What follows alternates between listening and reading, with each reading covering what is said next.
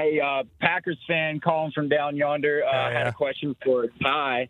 Ty, given that Goody has closed the door on the Aaron Rodgers era, in my opinion, a little early, are we showing up with pitchforks and torches if we draft a receiver in the first round? From Alabama, let's not talk about pitchforks and torches, Kane, you know what I mean? But what you're saying definitely rings true. And I think before you answer that question, I think we should play a clip from Bussin' with the Boys of David Bakhtiari basically talking about the Aaron Rodgers Green Bay Packers situation. And obviously, Bakhtiari, good friends with Aaron, teammate of Aaron, still a staple of the Packers. Here's him talking to Will Compton and Taylor Lewan on the Bussin' with the Boys podcast.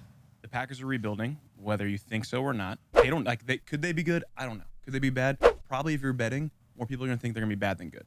Right? Isn't that fair to say? So then they'll be like, well, we're going to suck anyways. We want what we want, and we're not going to bend anyone, so we'll just eat it. Fair. Sell and retire, we'll pay you. We don't care because if we're going to do it our way, it's going to be on our terms. If not, were we going to be Super Bowl contenders anyway? So we'll eat it. You can hang on the side, pay you your money, and then we'll suck anyways, get the picks. As compared to dealing him for something that you shouldn't have, you could potentially look like an idiot to not only president and the board, but everyone else around the league, thinking from the GM's perspective.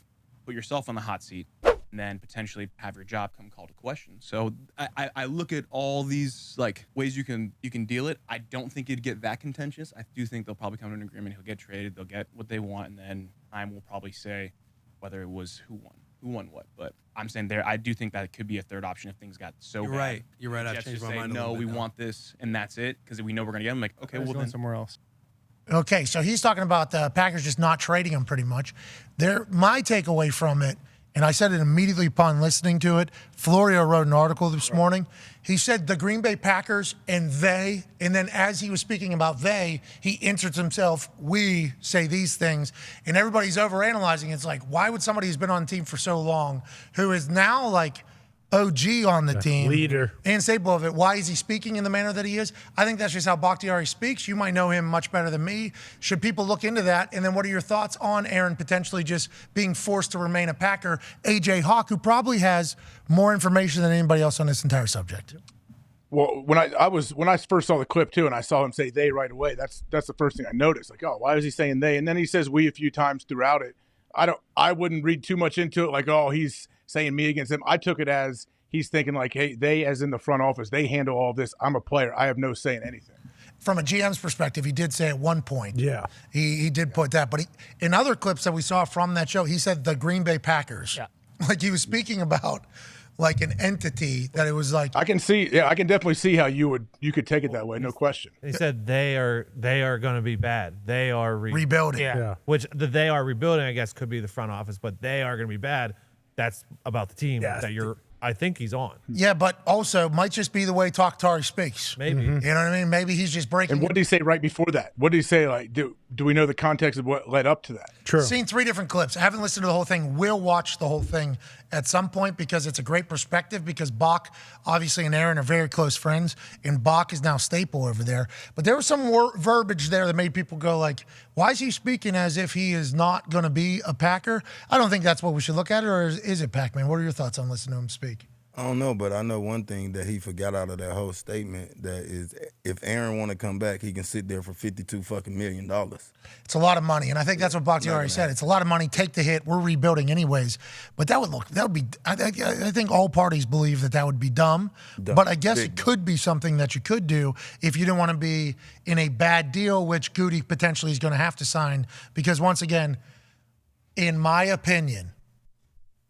And I understand that the Jets are just expecting him to be their quarterback, so that is not a great point of leverage either. But the only leverage that Green Bay has is, Jets, you guys are going to stink if you don't get him. It's like the Jets have stunk forever. Like that is, and they're in the AFC East. Like it's, like that is a very different, but just to be like, you guys suck as your only leverage piece. Like Joe Douglas knows that he would have to deal with that in any conversation. Other than that, with the $52 million, $60 million, if there are certain dates reached like that, that is what Douglas is saying to Goody. Like, hey, you have to move on from him. You've already said it. As a Packers fan, Kane is listening to this as well. What are your thoughts and take on Bakhtiari's response? Yeah, I didn't love it, obviously, because it is just weird. It just kind of makes it seem, because it's like you are there, and you're going to be there for a long time. They've invested a lot of you, and it seems like I know his relationship with Rodgers, but it does make it seem like he's kind of disconnected, and it's like, whatever. But I mean, you don't read too much into it. Whatever. If the season starts next year, you expect him to be there. So it's like, that doesn't really change your mind one way or the other. But yeah, I mean, Rodgers is going to get traded. Like, I don't think there's any way he's going back there and they're paying him $52 million and he's just sitting there and things are awkward between him and Jordan Love and the team. Like, there's no way that's going to happen. We don't really have a deadline yet. Like, once the deadline gets closer and the draft gets closer, like, something's probably going to get done. What did, who said, Aaron said, Greeny? Yeah. Come to May. Yeah. He don't come this early anyway. He don't get there to mid-May. You know what I'm saying? You know what? That's what Greeny said. That's what Greeny said, that my sources have told me that the Jets have been told by Aaron, like, hey, take your time. I'm not coming till May anyway. No rush. So that is technical. I guess that's the deadline we need to go with if Greeny's sources were right.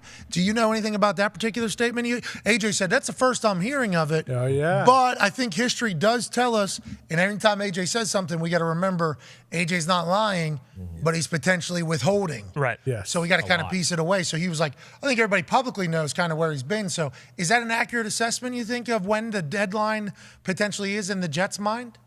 I have no idea if what the deadline would be. But if you remember when he was on here, when he came and talked about the darkness and all of that, I asked him, do you plan on going, like if you're in the Jets, you plan on going the off-season program that you haven't done a whole lot? And he basically said, we'll cross that bridge when we come to it, I feel like. Has he given you an answer privately, AJ? Oh, you won't tell us, of course. No, I haven't asked him. Sounds like an altered truth. That is funny, though. Imagine if AJ led the conversation. Hi, Aaron. How are you? How's the Topanga Rocks doing? Okay. Also, you think about doing off-season workouts for any new team you're going to? Where's the mind at?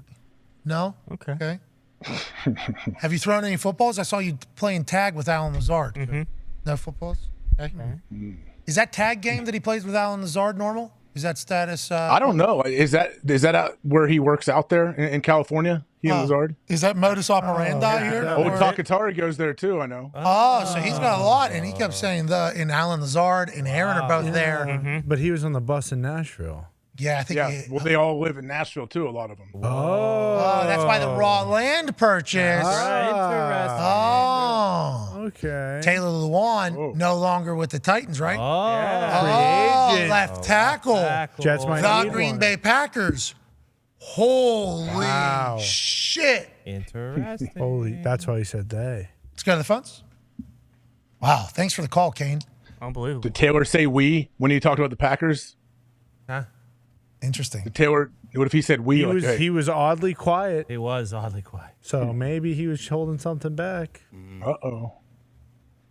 Love what those dudes are doing. Taylor and Will, they're on the road right now. They're traveling. Yeah. Colleges, right? They're working. Yeah. Getting great content.